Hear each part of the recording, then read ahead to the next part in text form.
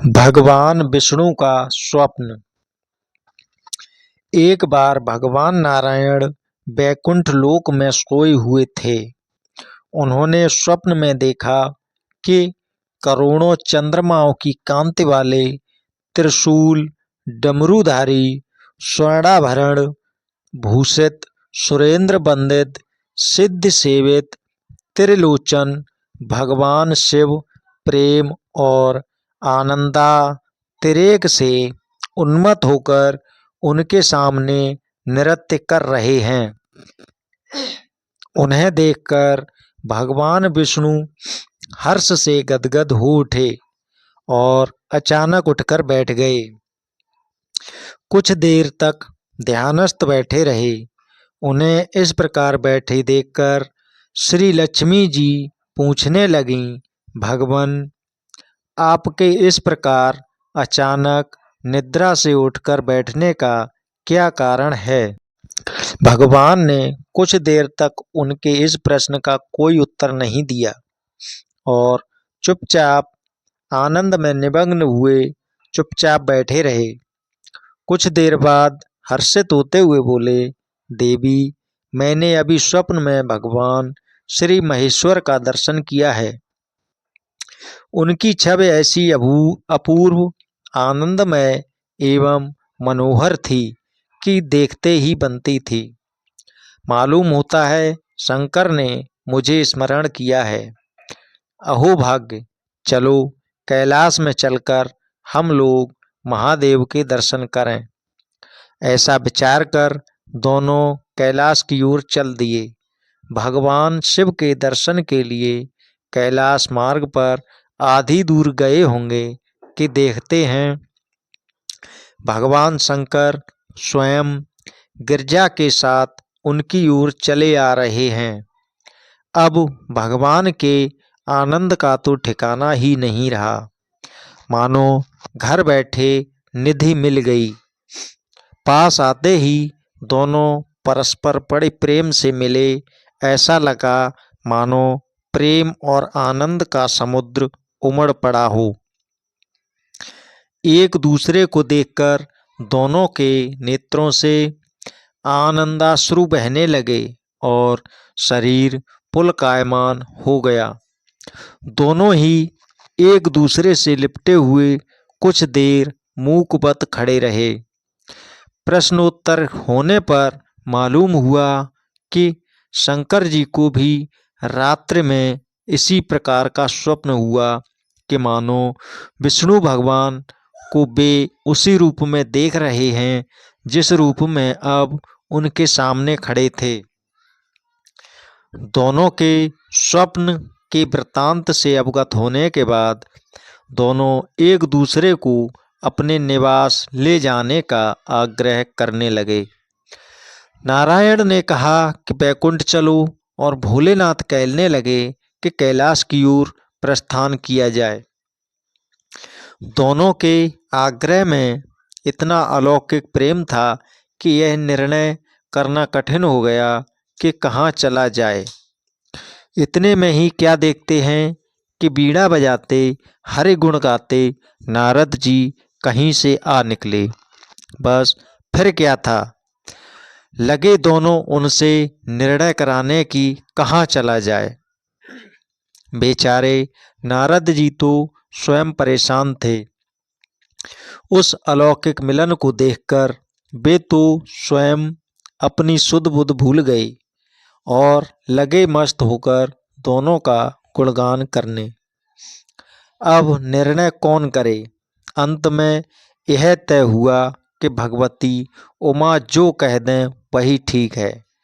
भगवती उमा पहले तो कुछ देर चुप रहीं।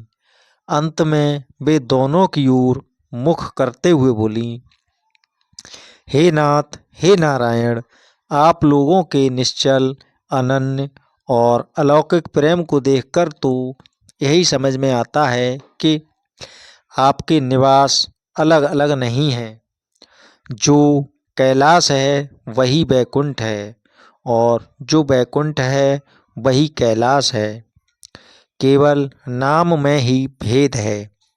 यही नहीं, मुझे तो ऐसा प्रतीत होता है कि आपकी आत्मा भी एक ही है, केवल शरीर देखने में दो हैं।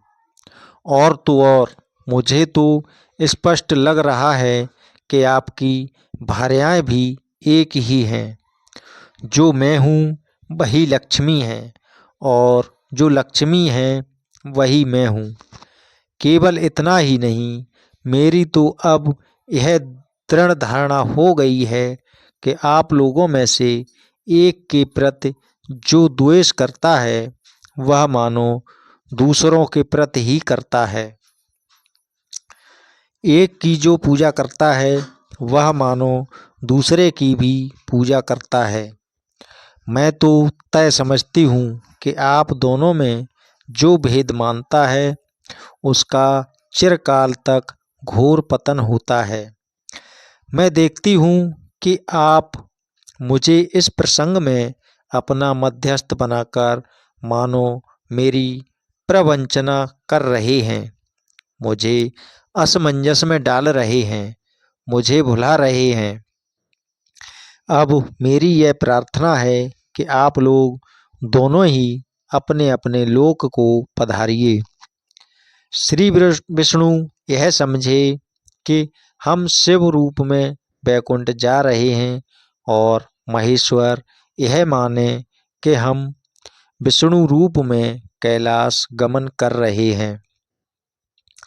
इस उत्तर को सुनकर दोनों परम प्रसन्न हुए और भगवती उमा की प्रशंसा करते हुए दोनों ने एक दूसरे को प्रणाम किया और अत्यंत हर्षित होकर अपने अपने लोक को प्रस्थान किया।